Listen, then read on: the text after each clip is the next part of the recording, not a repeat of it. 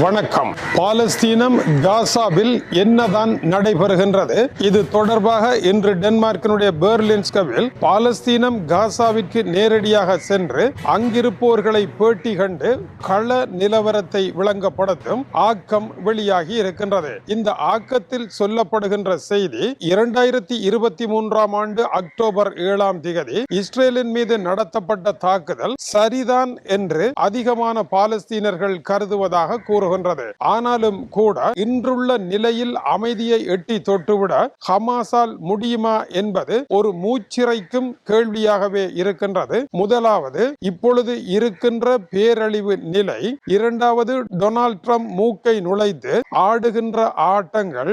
அதுபோல சர்வதேச நாடுகள் அமைதியை காணுங்கள் என்று தருகின்ற அழுத்தம். ஹமாஸ் அமைப்பு ஆயுதங்களை கீழே போட சம்மதிக்கும் அளவிற்கு அவர்களுடைய குரல் வலை நெரிக்கப்பட்ட சூழல். இந்த மூன்று பெரும் நெருக்கடிகளுக்கு உள்ளே ஹமாஸ் அமைப்பு பெரும் பிரச்சனைகளுக்கு உள்ளே கூட ஒரு நம்பிக்கை விளக்கு தெரியும் என்று அவர்கள் மூச்சிறைக்க ஓடிக்கொண்டிருக்கின்றார்கள். இஸ்ரேலை பொறுத்தவரையில் பாலஸ்தீனம் காசாவை ஏறத்தாழ 61% வரை ஆக்கிரமிப்பு செய்து மஞ்சள் கோடு என்ற ஒரு கோடை போட்டிருக்கின்றது. அது காசாவை இரண்டாக வெட்டி செல்லுகின்றது. இந்த மஞ்சள் கோடு போட்ட பகுதி முழுவதும் இஸ்ரேலிய படைகள் நிற்கின்றன.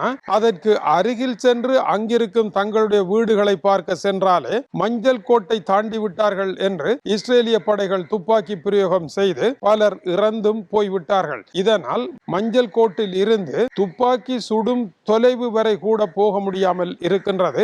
இது கள நிலவரம். இதற்கு அடுத்த பக்கமாக ஹமாஸ் அமைப்பு ஆயுதங்களுடன் நிற்கின்றது. இருவருடைய கைகளிலும் ஆயுதங்கள் இருக்கின்றது. போர் முந்தைய காலத்தை போல் வன்மையாக வெடிக்காவிட்டாலும் கூட போர் ஒன்றினுடைய சூடு இறங்காத நிலையில் அது காணப்படுகின்றது. அல் அக்ஸா பல்கலைக்கழகத்தினுடைய பேராசிரியர் ஒருவர் வழங்கி இருக்கின்ற பேட்டியில் தங்களுடைய பல்கலைக்கழகம் இடிந்து தகர்ந்து போய்விட்டதாகவும், சுவரே இல்லாத ஒரு பல்கலைக்கழகத்தை தாங்கள் மனதில் காண்பதாகவும், ஆன்லைன் மூலமே இப்பொழுது கல்வி நடைபெற்றுக் கொண்டிருப்பதாகவும், சுவர் இல்லாத அந்த பல்கலைக்கழகத்தில் எப்படி சித்திரம் வரைவது என்றும் கேட்கின்றார். தான் வாழ்ந்த ஊரை பார்க்க வேண்டும் என்று ஆசை இருக்கின்றது என்றும், ஆனால் எங்குமே இடிபாடுகளாக இருக்கின்ற காரணத்தினால் எந்த கட்டிடத்தை பார்த்தாலும் இடிந்து கிடக்கின்ற பொழுது ஊரும் ஒன்றுதான், தான் வாழும் இடமும் ஒன்றுதான் என்ற அளவிற்கு 82% கட்டிடங்கள் இஸ்ரேலினுடைய குண்டு வீச்சுகளினால் உடைத்து தகர்க்கப்பட்டிருக்கின்றன. இதை ஐக்கிய நாடுகள் சபையும் ஊர்ஜிதம் செய்திருக்கின்றது.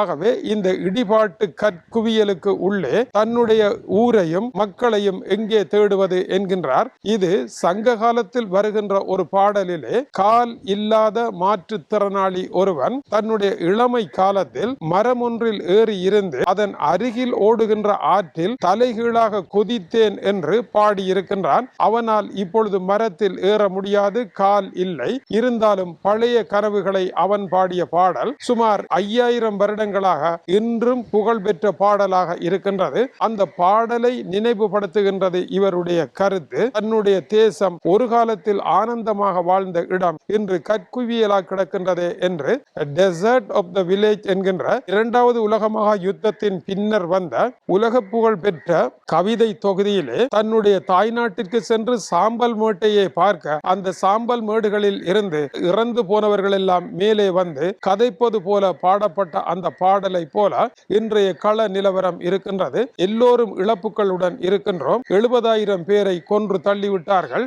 மேலும் எத்தனை பேர் இறந்தார்கள் என்பது தெரியாமல் இடிபாடுகளுக்குள் வாழ்க்கை சென்று கொண்டிருக்கின்றது. இதை தவிர பொருட்கள் இங்கே விற்பனையாகின்றன. தட்டுப்பாடு குறைந்துதான் இருக்கின்றது.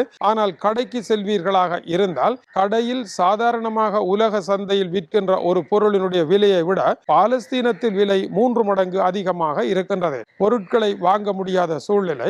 ஏற்கனவே உதவிகள் வந்த காரணத்தினால் வாங்கி சேமித்து வைத்த பொருட்கள் இருக்கின்ற காரணத்தினால் இந்த விலை உயர்வை ஓரளவு தங்களினால் சமாளிக்க முடிகின்றது என்றும் அவர் குறிப்பிடுகின்றார். அதேவேளை டொனால்ட் ட்ரம்பை பொறுத்தவரையில் காசா என்பது ஒரு பாலஸ்தீன துபாய் என்று அவர் திட்டத்தை தீட்டி இருக்கின்றார். இதை துபாயாக மாற்றுவது எப்படி? ஹமாஸ் அமைப்பை பொறுத்தவரையில் இஸ்ரேலை நம்ப தயாரில்லை. இஸ்ரேலை பொறுத்தவரையில் ஹமாஸை நம்ப தயாரில்லை. இருவருமே எதற்கும் இணங்காத நிலையில் இப்பொழுது அமெரிக்க அதிபரினுடைய 15 அம்ச திட்டம் திட்டங்களை முன்னெடுத்திருக்கின்றார்கள். இஸ்ரேலை பொறுத்தவரையில் ஒன்றை தெளிவாக கூறுகின்றது. ஆயுதங்களை கீழே போடுகின்றோம் என்று ஹமாஸ் அமைப்பு சொல்லி இருப்பது வடிகட்டின ஏமாற்று. அதை நம்பி போகின்றீர்களா என்று அமெரிக்காவை பார்த்து கேட்கின்றது. அமெரிக்கா கூறுகின்றது ஹமாஸ் அமைப்பு ஆயுதங்களை கீழே போடுகின்றோம் என்று கூறுகின்றது. ஆனால் நீங்கள் எங்களுடைய படைகளை முற்றாக வெளியேற்றுகின்றோம் என்று கூற மறுக்கின்றீர்களே. உங்களிடமிருந்து ஒரு வாக்குறுதியும் இல்லை. அவர்களிடமிருந்து பொய்யான வாக்குறுதியாவது கிடைக்கின்றதே. பொய்யின் வழியாவது செல்லலாம் என்று டொனால்ட் ட்ரம்பினுடைய பேச்சுவார்த்தைகள் ஹமாஸின் வழியில் இழுவுண்ட நீராக சென்று கொண்டிருக்கின்றது. இஸ்ரேலை பொறுத்தவரை ஹமாஸுடனான போரை மேலும் தொடர்ந்து ஒட்டுமொத்தமாக பாலஸ்தீனம் காசாவை கைப்பற்றி அங்கிருக்கும் மக்களை விரட்டி அடிக்க வேண்டும் என்று ஆசைப்படுகின்றது.